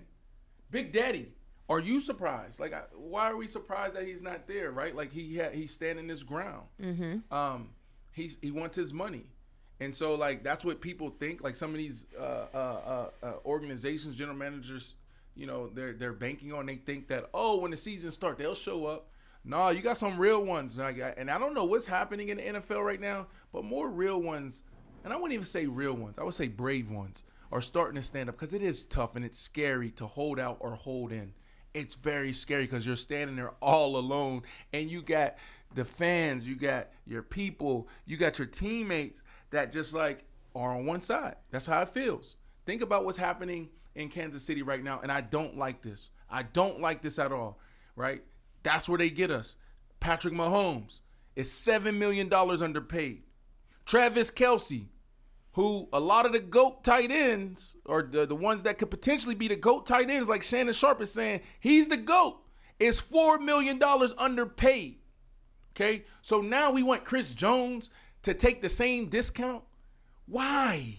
Why? And the thing that pisses me off about not just Kansas City, but this is what happens in the NFL is what? Next man up mentality. Next man up mentality. What are we talking about, next man up mentality? You know what we should be doing? We should all be standing up together, locking arms, saying, no, we going to pay my brother.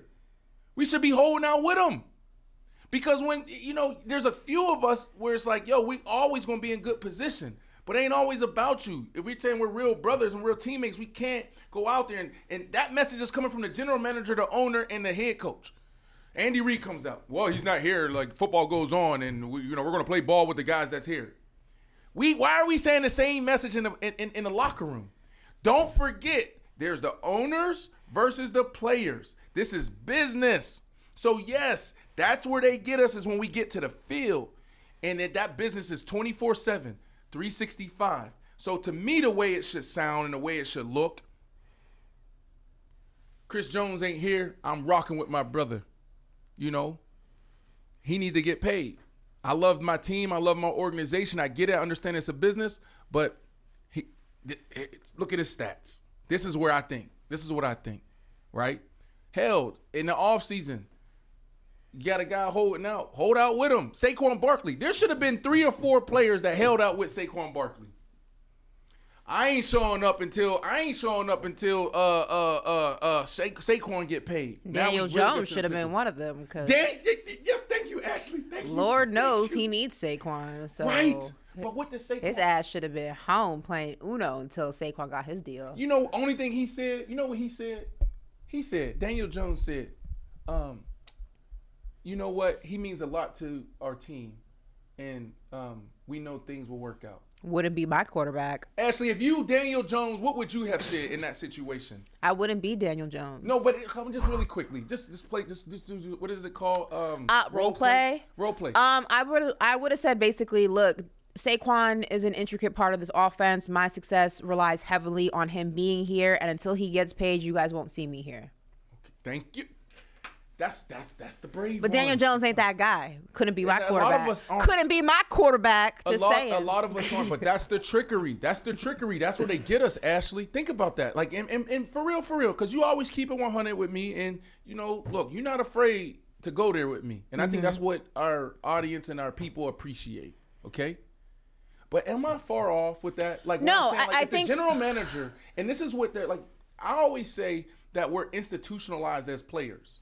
Okay, so a lot of people look at me like, damn, well, why Brandon was on a couple teams, or why Brandon? Like, because I'm not institutionalized, and I'm okay with not being liked. I'm okay with being uncomfortable. But if the owners, the general manager, and the head coaches, who's on this side of the business, this side of the table, they're putting themselves first. If they're saying next man up mentality, oh, Chris Jones ain't here, or Saquon Barkley ain't here, okay, and that cascade down to the locker room.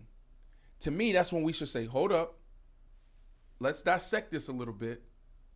Do we stand with our brother, or do we stand with them? Why is the message year after year after year when our players in this situation, next man up mentality, yeah, he's not here, but I know the business can work out. No!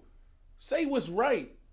Saquon Barkley should be paid. So am I wrong here, Ashley? No, I think that, like you said, certain players can do that. We know that there's a drastic pay discrepancy in the NFL. Not everybody is making big money. So the guys who can do it should do it. I don't expect, the third string, fourth string, fifth string guy to do that, regardless of their relationship with Saquon or whatever player it is that you plug in there. But the guys that I think that can do it, I think the quarterbacks should be the first ones to stand up for their guys, because the quarterbacks have the most power. I think that, they don't. And a lot of them don't. There are some that do, but there are a lot of them that don't. And I think that it's the unfortunate reality of the NFL. We talk about this all the time. The NFL, unlike other leagues, is very much every man for themselves, which is why a lot of things don't get done. You look at the NBA, you look at the MLB, they band together, which is why they get what they want as players. They get, the CBAs that they want. They get the freedoms that they want. They get the privileges that they want because they know that their power is in the numbers. And I think that the NFL, because the teams are a lot bigger, but also because the pay discrepancy is a lot larger, that you have a lot of guys, not my problem, I want to make sure I get my deal, or I just got my deal, not my problem, I'm gonna stay out of this one. And it's unfortunate, but that's always been the mindset of the NFL. I feel like it's like every man for themselves. You told the story of having to pay, was it Drew Brees during the lockout 2010 to speak up for his fellow peers, to walk with his fellow peers. That would not happen in the NBA. You saw what happened during Black Lives Matter in the bubble. Right. Like that's unheard of in the NBA. Like that, it's another example of every man for themselves in the NFL. Listen, I don't know if this sage is working or not. It's working for me. I feel very mellow. I don't know if it's like, I don't know if the sage is. You have to relight it? I feel like it's. No, it's smoking. Oh, okay. I don't know if it's working or hurting me, right? Because like I'm like on one today. It's definitely not hurting you. You were on one when I walked in there. Brandon, I walk in and he's like yelling. Like, yeah, so what's out? I'm like, why are you screaming? I said, it's hump day. I'm I'm right next to you. Why are you every day yelling? You want to come here. Every Wednesday, Ashley want to come here. Jeez. It's hump day. I know, but I do it when the cameras are rolling. I come in there, I'm like, hi, everybody. How are you? Happy birthday, Nagin. Da-da-da-da. And Brandon goes, hey, what's going on? Like, why are you screaming? Because let's go, hump day. But I say that, Ashley, because, I do feel some type of way, man. Like, I do think that there's some times where I could have handled some things differently, but I'll be honest with you. It's like, I don't give a damn if you own this team. I don't give a damn if you're a head coach. Business is business, and we need to do it the right way. And we're just so institutionalized, and we hurt ourselves over and over and over again. And so, something's happening right now because, like, you got a couple guys holding in and holding out. You got Jonathan Taylor. You got Nick Bosa. Well, Jonathan Taylor's not holding out anymore. He's holding in though. Just because the season started, and he is on PUP, right? PUP, so he can't play the first 4 games. Yeah, but we don't know. He's still upset. He's not happy. I'm sure he's upset, but he also wants to get paid. And then there's there's a gentleman in for the Carolina Panthers as well that's holding in. There's like 5. There's 5 other stories that we're not talking. I saw somebody come out say this is like, we care more about the offensive holdouts and hold-ins than the defense, because we're not even talking about some of the defensive guys, and these are big name guys that's fighting for contracts. Shoot. And they're getting savvy with their with their services. Well, speaking of the contract, I also want to ask you about one more. When we had the conversation about Arizona and having players pay for meals, and we had that whole conversation. We brought up how there are some franchises that have more money than others, and because of that, their accommodations are better. Their lunchrooms are better. Their facilities are better. Their training rooms are better.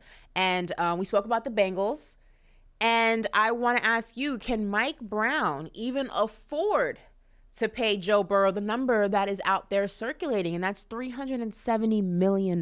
They're not, a wealthy organization in comparison to, say, the Cowboys or the Giants or, the Rams or those other names that are out there. That's a lot of cash for someone who may or may not have it. Right. Some of this stuff is over my head because now you're getting into the weeds of, language of contract. That's right? the rough number that's out there, 370. Yeah, but when you ask me, can they afford it? Yes, they can afford it, but you have to get savvy, and this is where the language comes in the contract, right? So Kyler Murray's in the same situation. So they're like, yo, why aren't they rushing to put Kyler Murray out there? Or could we potentially see Kyler Murray sit the whole year?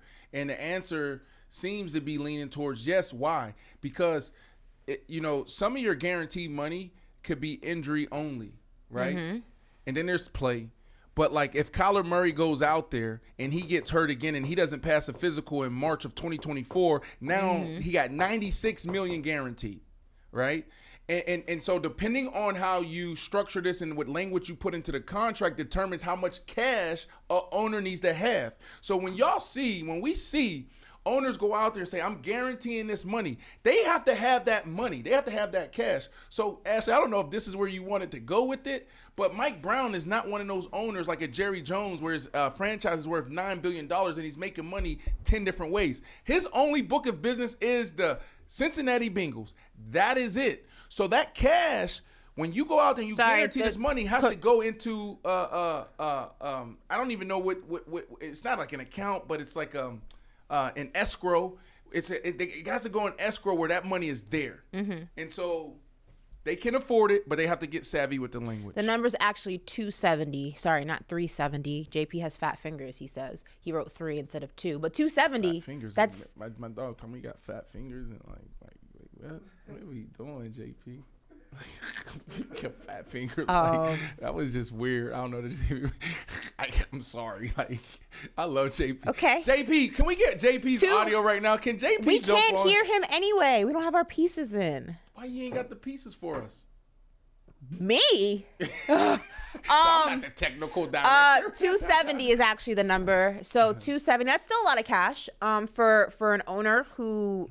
You know, like you said, his only bread and butter is the Cincinnati Bengals. 270 with a player that with no Super Bowl. Yay or nay? How do you feel about that? I'm giving it to him. Again, okay. It's Joe Burrow. That's true. I mean, some people have him as the best quarterback in the league. Okay. You know, some people do. Well, listen, we're going to stay on the topic of money and go back to Colorado for a second because Shedeur Sanders is projected to make $3.8 million in NIL money. So staying in Colorado, the Sanders name prints money. Shedeur Sanders is now projected to make $3.8 million through NIL this season. That is up $2.5 million before his breakout game against TCU. Now, Sanders' projected NIL earnings is over $2 million more than Dak Prescott's base salary this season. And nearly $3 million more than Joe Burrow's base salary this season. And also nearly $3 million more than both Justin Herbert and Trevor Lawrence's base salaries this season. That's a lot of cash. Yeah, well, that's a lot of cash when it comes to a college player. 100%. And Ashley, I asked you earlier when we were talking about. I should have went to Dubai. Colorado. Y'all don't fix my language. That's how we say it. Colorado, and Shedeur, Travis, and Deion Sanders. Okay. I asked you. I was like, "Yo, do you remember any moment from our interview when he was sitting in the studio with us, and you brought up, Travis Hunter, and he said, and then no, not Travis Hunter, but the only difference is the altitude, and that just talked about his poise and his confidence. For me, we asked him about this, and he was playing coy. He was like, "Yo, how much money is in the bank account?" And he was like, "Yo, I ain't telling you all of that." And you looked at me, you was like, "You're messy." But I go back to that moment because we talked about this and we knew, like, man, if this dude goes out there and he does his thing, like, he can make crazy money. And now we're seeing it after one game. Looking at Deion Sanders' interviews over the past few days, the sign behind him. What does that sign say? You remember? Do you recall? It says, if you look good, you play good. If you play good, they pay good. That's right. And so after one game, look how, these projections have jumped. And so if they're able to sustain he looks this, just like his daddy. Who knows how much this guy could bring in this year? Because they're converting, man. He has a deal with Tom Brady. Remember, we talked about that. TB12, not TB12, but the Brady brand. This dude is making bank, and you talked about him making more than Dak Prescott's base. Not just Dak Prescott. Don't just throw Dak under there. It was Dak, Justin Herbert, Joe Burrow, Trevor Lawrence. Well, that's because their average per year is still crazy, like 40-something million. But it's just like, when you get money up front, bonesses and certain things down, it brings down. I'm just making sure you name the other quarterbacks. But there's a lot of guys. He'll probably if they continue to win, he may make more money than 75% of everybody in the NFL. Because there's only a handful of guys that's getting the big bags. It's either you getting the big bags or you're getting minimum. Can we throw that picture up one more time? I just want to ask, first of all, he is his daddy's twin. They had it's copy and paste. Like, he took his entire face. Which one of your kids do you think looks most like you? I don't know. Help me out, Keon again. I don't know. My kids, like, it's Z. Like, that's your twin? Yeah, and he's a twin. Like, when you look, you like, okay, I see it. That's my face. There's so many people be like, yo, your genes is crazy. But Mishi's genes is crazy too. So like she like, you can look at the kids and be like, oh snap, I can see them as well. So, yeah. Yeah, that's his daddy's twin. They look exactly alike. I would say Z, because there's some baby pictures like, oh wow. That's me. Yeah. You know what's interesting though? LeBron's kids, everyone says that Bronny looks like LeBron, but I see Savannah in Bronny. Really? And I see Bryce. I see Bron and Bryce more than I see him and Bronny. Like, Bronny has Savannah's whole face, right. I feel like. You know what? It's just because it's Bronny and that's like his junior. Everyone says, oh, they look alike. But I think he looks more like his mother. You know who I see you as when you have kids? Somebody might be mad if your kids come out and they don't look like you. You might be mad. Oh my goodness, my kid don't look like me. Put him back. Put him back. look. She know it's true. Look. You know what though? I will say kids' faces change. Like, when I was younger, I looked just like my dad.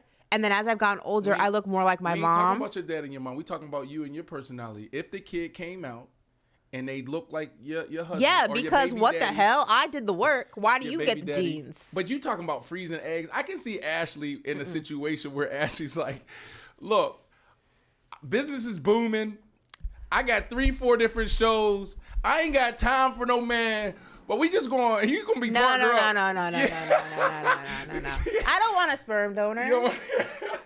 No, it's Mr. Jeff in this chat. I want a baby with, I don't like, want no beef. No, I would love to have a baby with, like, Sorry, I Mr. want Jeff. a baby with my actual, like, person. I don't want to have, like, a sperm donor baby. Not that there's anything wrong with that, but if I had a choice, it'd be with a person that I was with. But all right, can we move on, because JP did a phenomenal job putting this running the show together. Hold on a second. Okay. I did the rundown.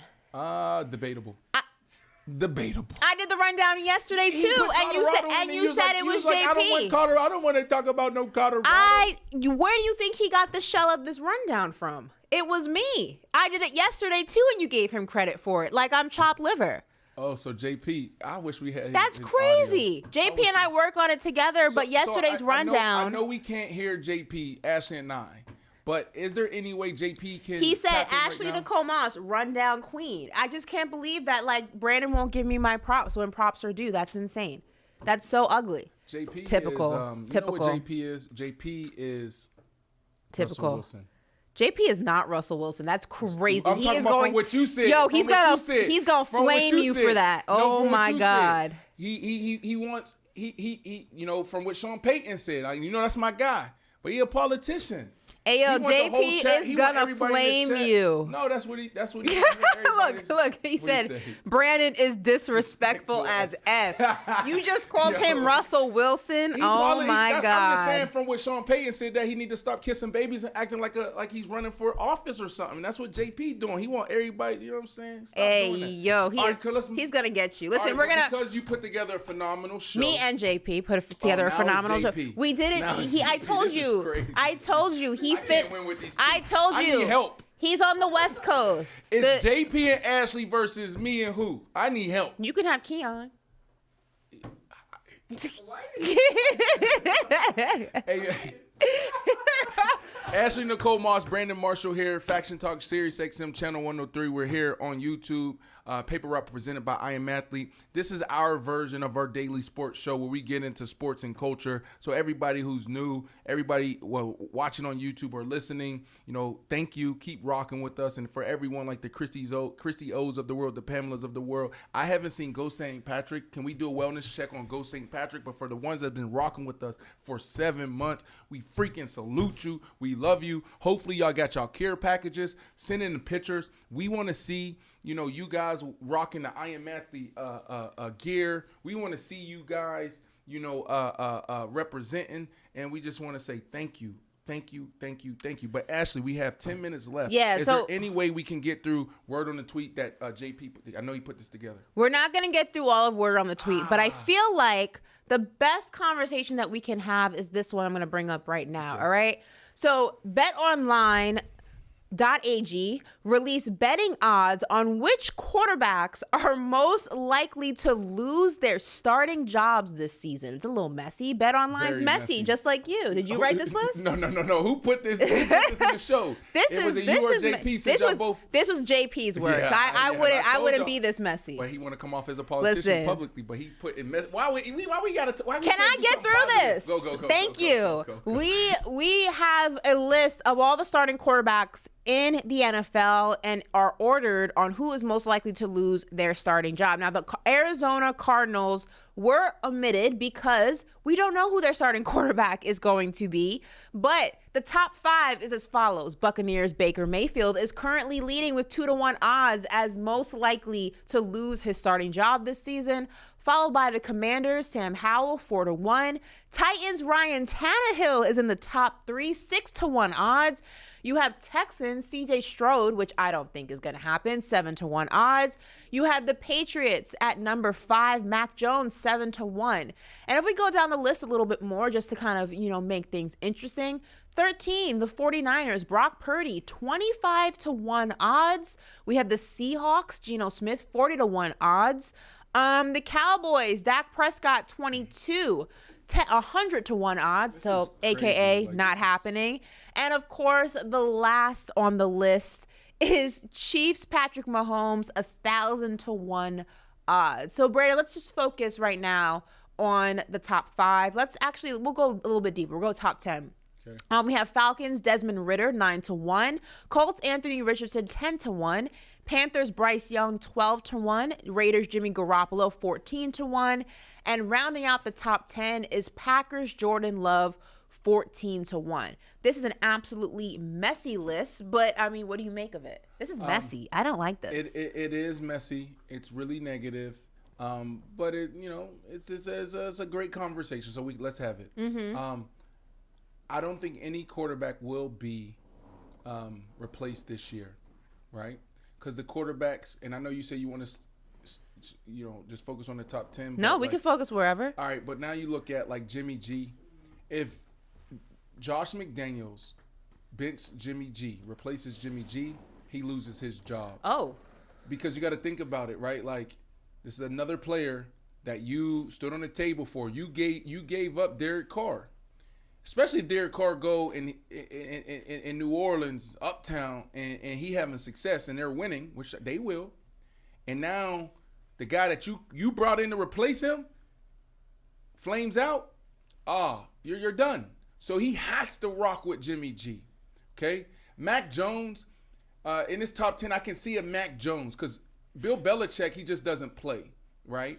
Like I can see Mac Jones potentially being in a tough spot at the end of the year if the offense isn't rolling, right? If Mac Jones isn't playing efficiently. So I can see that happening just because of Bill Belichick's demeanor and how he puts quarterbacks in and out. You saw that with Cam Newton, right?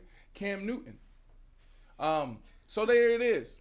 But in other guys, Jordan Love, I can't see Jordan Love being benched. You know what? Matthew Stafford. You gonna get messy? I ain't gonna get messy. We just need to leave it right there. But Matthew Stafford, his backup had a really good preseason. So you could potentially see that. Somebody made an interesting point in the chat, and they said that Tua Tagovailoa being 24 is too low, considering that if his health issues. Well, he doesn't say how they would lose their starting job. It just says losing their starting job. It doesn't say how. No, it says there's. So let me see. Losing their starting job. NFL quarterback to lose their starting job. So now we got to add due to injury. It doesn't matter. It just says losing their starting job, and they said for that reason, just because of health, not talent, he should actually be hired. Do you agree with that? Now that's just wordplay. That's just wordplay for me because like. It doesn't say how they're losing their starting job. Their starting job. Nah, because like you don't lose your starting job to injury.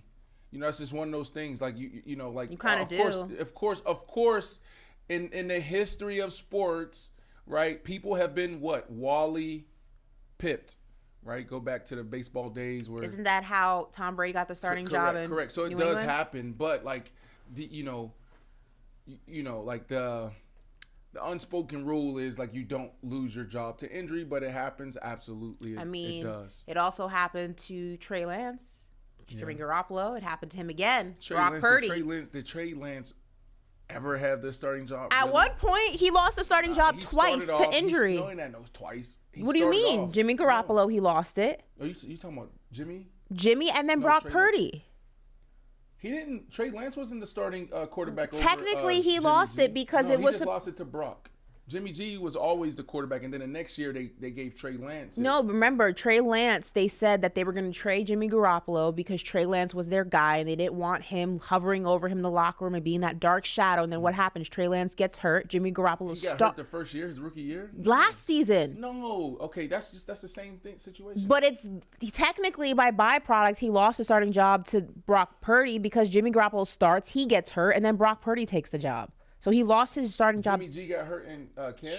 Shoulder, wasn't Was it? in camp? I don't know if it was. Started off the year. Yeah, he started off the year. I think it was like Maybe. week 3, week 4, something like that. Brock Purdy takes No, over. No, Trey Lance started the year.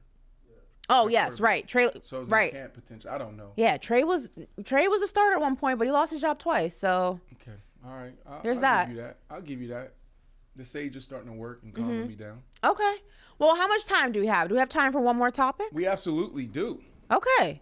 So let's go ahead and you want to go back to Travis Kelce and dissect this a little bit more? Yes. All right, let's go back. So for those of you who were 4 minutes, all right, let's go. Travis Kelce is questionable for Thursday Night Football against the Detroit Lions after hyperextending his knee.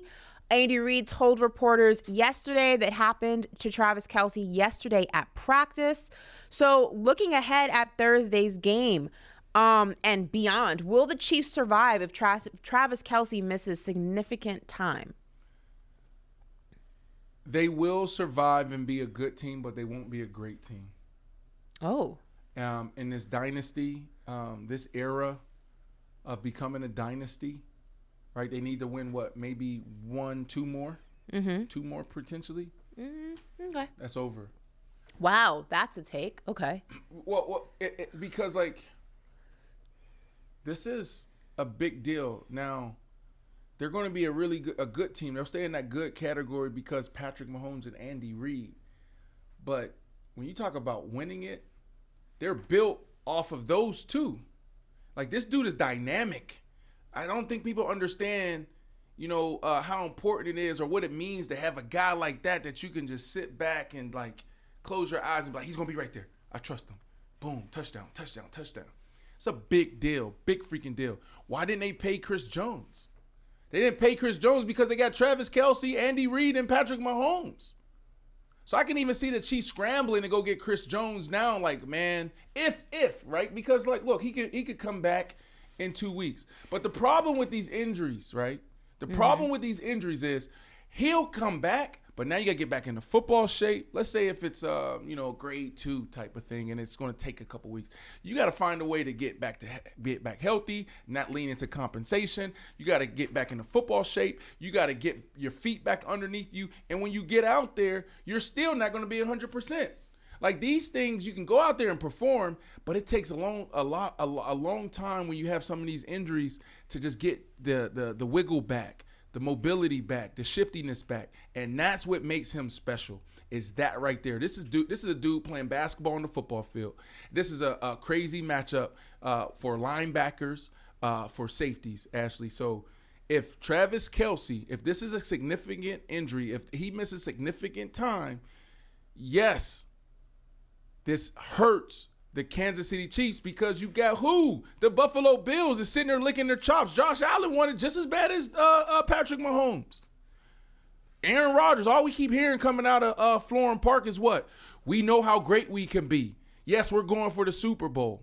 And then Tua, don't pass up on the Dolphins. Don't pass up on Lamar Jackson. Don't pass up on the Cincinnati Bengals. The AFC is loaded. Loaded. So, Ashley, how do you feel about it? I don't think Travis Kelce is going to miss a significant amount of time. I think Travis Kelce will even play if he's not 100%, if he's 80%, 70%, 60%. Travis Kelce is not missing significant amount of time this season. It's just not happening. So I'm not thinking that far into the future. I know we do have 1 minute, but think about this though. Why would we force it on the first day? I'm not forcing it. So let's say he is 70-80%. So let's say the injury isn't that bad. Because everybody keeps saying he's going to play. Like you saw Ocho. I don't know if he's going to play tomorrow. I don't know if he's going to play tomorrow. But I don't think he's going to miss significant time. You're going for the Super Bowl. Of course. And then if you look at and then we don't have time to do that, but if you look at their first 4 games, it's like, you got Detroit, and then, it's like. Of course. I don't think he's going to miss significant time. I mean, I don't think he's going to. I think he'll miss tomorrow. But he's not missing another game after that. He'll be back. So, but why would you force it? Because he's Travis Kelce, and that's what Travis Kelce's going to do. So you got Detroit, and then you're in New Orleans, and then you're at the Cardinals, and then you got the Browns. No, sorry, excuse me. You got Lions, and then you're at the Jaguars. And then you got the Chicago Bears. And then I just think it's Travis Kelce, and Travis Kelce's built different than the rest of us. But he built this like all of us. Listen, mentality-wise. Peyton Manning got hurt. Listen, Tom Brady got hurt. What an amazing hump day, Wednesday. We will be back tomorrow at our new time for this week, 11 a.m. Also, let us know if you guys like this time in the chat tomorrow. Let us know if you like 11, if you're not feeling it. Do you like 11? That's the only thing that matters. I'm just playing it. Let us know. But we will be back tomorrow. You guys have an amazing day. Enjoy it. Football's back tomorrow, baby. Yeah. And we'll have some news about that. We'll dive into that some more. And I'm sure some other things will be trending. So we will see you tomorrow. Bye. Ciao.